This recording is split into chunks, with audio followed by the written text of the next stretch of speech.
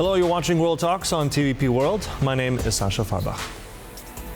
In a closely watched Los Angeles trial, Mark Zuckerberg defended Meta's youth safety policies and rejected claims that Instagram is addictive and acknowledged he wished the company had moved faster on enforcing its under 13 rules.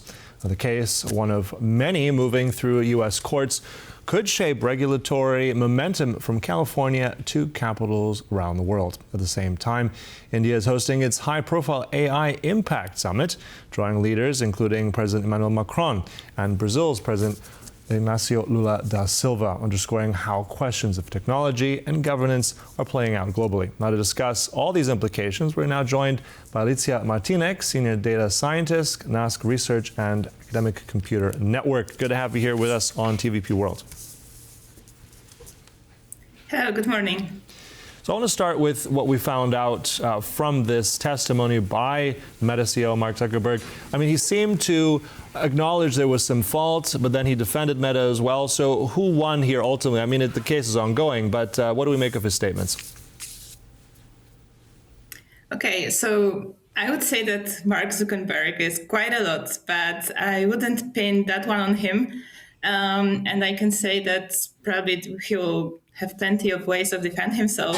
For starters, Meta bought Instagram once it was established and the company working for 2 years. So the algorithm that is designed to allegedly hook teenagers to be addicted to that, he could say that this is not his product, that he only worked with legacy code.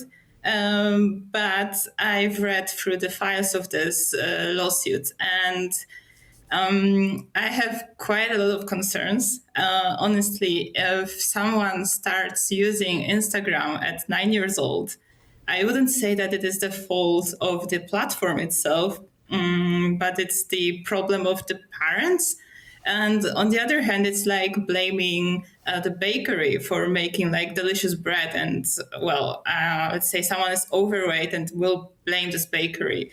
And it's not the problem of the company that delivers the tools or the products, but it's the problem of the user. Because they have no limits. So I strongly doubt if the Mark Zuckerberg will admit that the algorithm or this whole platform was designed on purpose to make it even more addictive. So I would say that this lawsuit wouldn't end with a big trouble for Meta.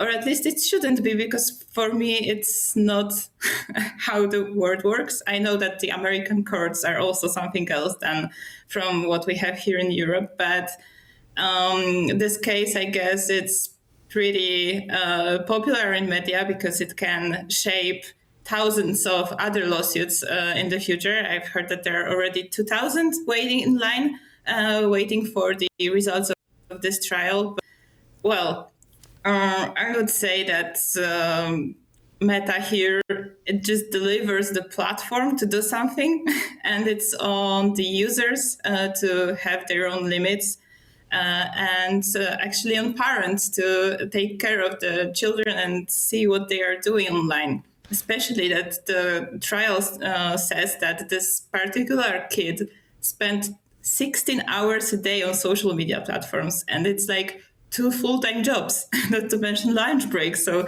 I cannot imagine how someone can spend 16 hours a day on the... Well, I think I want to cut in there, Alicja, because I think your analogy, you questioned this bakery analogy in a way, but I think the difference here is that you buy 1 loaf of bread and that's it. I mean, this would be the same as the bakery following you for 16 hours a day, the way it was designed, and offering you bread at every turn. I'm just saying, I think what you're trying to allude here is the causation argument, which I think also Meta has kind of talked about. There were other circumstances with that. But I mean, we could make the same argument with the tobacco companies, saying that they were just selling a product and it wasn't their fault. But I mean, this is why this case is so pivotal. But I want to ask you about this because it's about that screen time and boosting that screen time. And this is exactly what Meta had said originally was the plan. Then they said it changed. But based on the algorithms, based on the business practices now, do you think that's a credible claim to make, that they've changed it? Well, I'm not the user of platforms myself because, I know that I could be easily addicted to that. But so I cannot say if the algorithm changed itself, that it is, let's say, designed in a way to make people spend less time. But actually, I wouldn't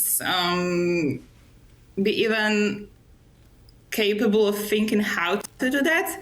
Once it's designed that way that we scroll without end, because those materials, they actually never end. What I cannot imagine what kind of a policy or change in the algorithm would make it different. Maybe if they want to protect the youth, they should strengthen their terms and conditions to make it impossible for very young kids to join those platforms. But this cannot be enforced on everyone. So I guess it's like the problem of, let's say, three pillars. There's this provider, so let's say Meta, there are parents, and also there's like law regulations. And what I would be the most powerful and changing all of the behaviors of people online and young people online is the law regulation that already happened in Australia and that Europe is slowly trying to adapt in every country. Is this regulation that teenagers are forbidden by law to have accounts on social media. So that actually will give the tools to parents and to some bodies or organizations within countries to execute that kids cannot be online. And I believe that this will be more powerful rather than any kind of change in the algorithm made by the Meta or digital services provider.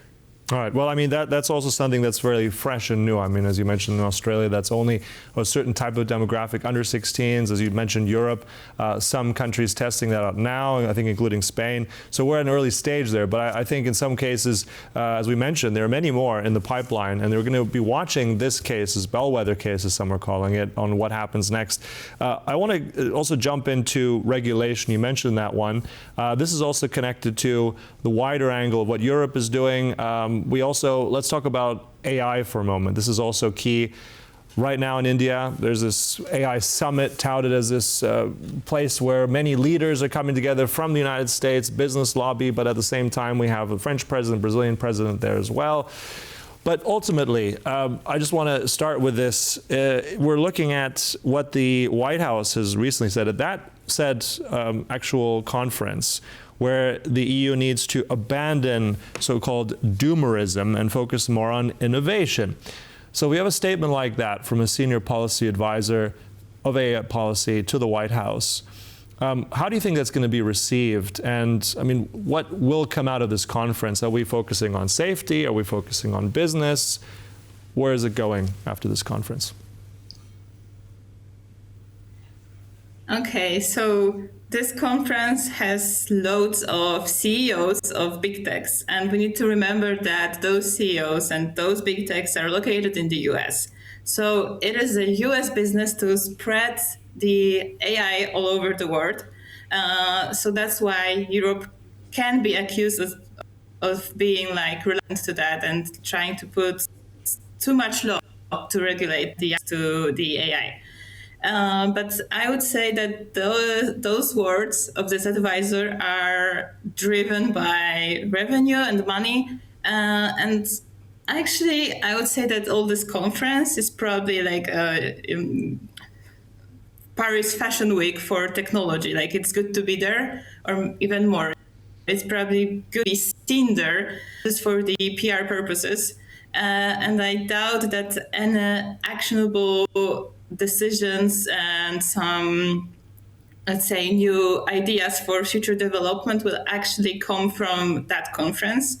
From what I've heard already, it is more about those CEOs telling that India is a great country full of opportunities and that they will set up a new AI hubs inside India, rather than trying to come together as, let's say, world AI leaders and to find some one front to make AI better, more safer, more reliable, and transparent, because all those things, especially transparency, are not in line with the goals of the big techs. And what I actually think is that, I guess it was last week, that the United Nations, they created the General Council of AI. It is made of 40 scientists, like best scientists all over the world related to AI. And I would say the possibility of seeing how AI is shaping the world actually lies in that kinds of bodies and organizations, rather than, let's say, almost commercial conferences. And what is important is that for those United Nations Council, actually one of professors from Poland was nominated to be part of that. So that is a huge distinction for Poland to be noticed and to be part of that. Okay, yeah, so many issues there. I mean, this debate will continue if we're looking at AI, that's innovation, regulation. I don't think we're going to figure it out today, but thanks for all those insights. Really appreciate it. Alicja Martinek from NASK's AI division. Thank you. And thank you for watching. That concludes World Talks, but stay right here on TVP World for more. Goodbye.